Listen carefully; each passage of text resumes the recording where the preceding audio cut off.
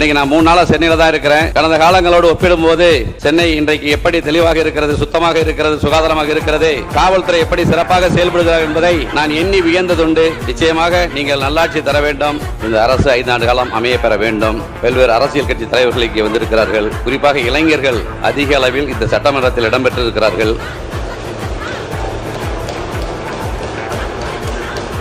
ஒரு நாட்டின் எதிர்காலம் இளைஞர்கள் கையில் இருக்கிறது என்று சொல்லுவார்கள். மாண்புமிகு முதலமைச்சர் நல்ல இளைஞராக இருக்கிற காரணத்தினால்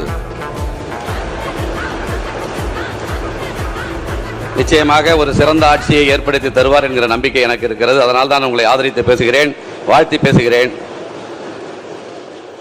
சில கசப்பான சம்பவங்கள் நிகழ்ந்தது உண்டு. அது அன்றைக்கு இருக்கிற அரசியல் சூழல். இன்றைக்கு முதலமைச்சர் அவர்கள் தான் ஒரு திறமையான ஆட்சியை கொடுக்க முடியும். நீங்கள் முதல் கையெழுத்திட்ட இந்த 3 அறிவிப்புகளும் தமிழ்நாட்டிற்கு நிச்சயமாக உதவுகிற திட்டங்கள். இன்னைக்கு நான் 3 நாளா சென்னையில தான் இருக்கிறேன். கடந்த காலங்களோடு ஒப்பிடும்போது சென்னை இன்றைக்கு எப்படி தெளிவாக இருக்கிறது, சுத்தமாக இருக்கிறது, சுகாதாரமாக இருக்கிறது, காவல்துறை எப்படி சிறப்பாக செயல்படுகிறார் என்பதை நான் எண்ணி வியந்ததுண்டு. நிச்சயமாக நீங்கள் நல்லாட்சி தர வேண்டும்.